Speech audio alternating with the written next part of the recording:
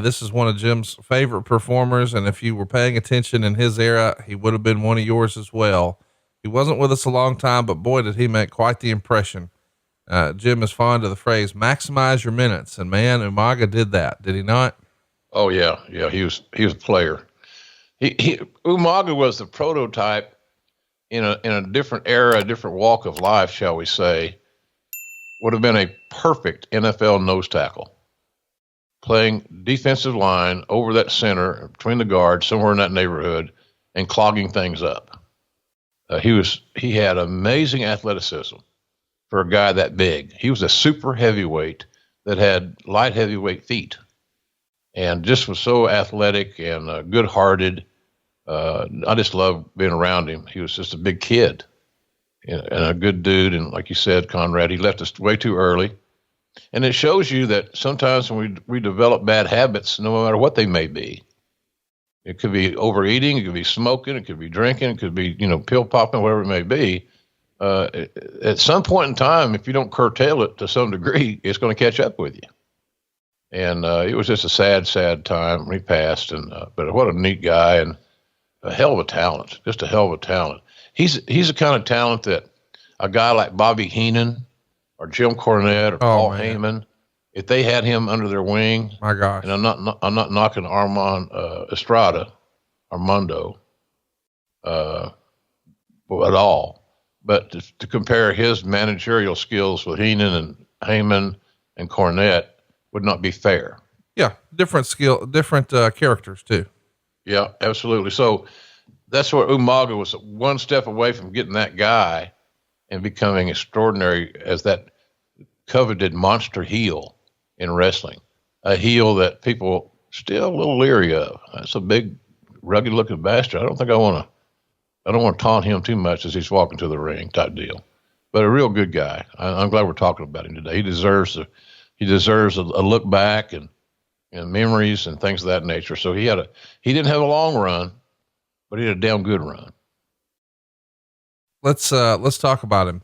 He was, first known to the world as Edward Smith Fatu. He's born March 28th, 1973 in American Samoa.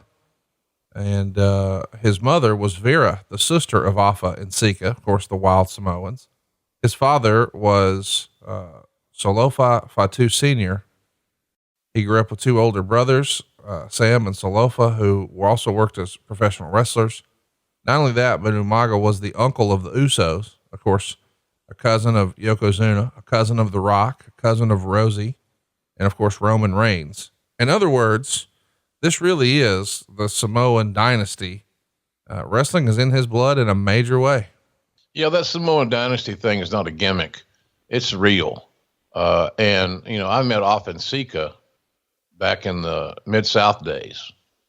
It was just an interesting relationship. They were really interesting guys, a great heel team.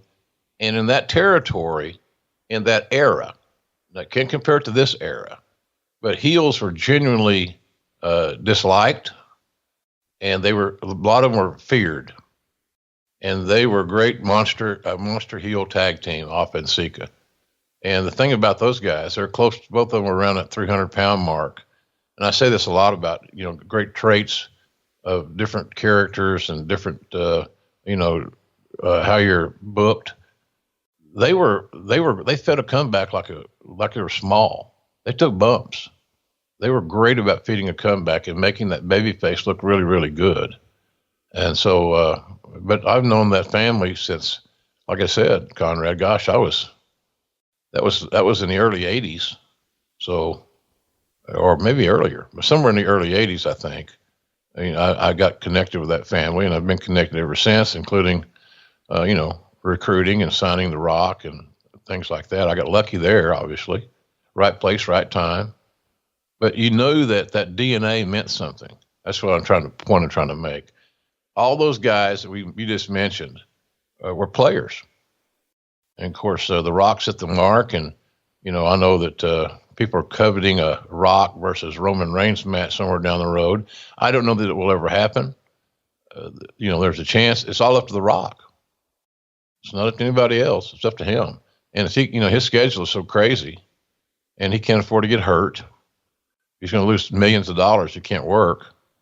Not that he's going to go broke, but nonetheless, he's special. So, and the specialness of those Samoan fellas, if you look at them, look at their wrists and look at their ankles.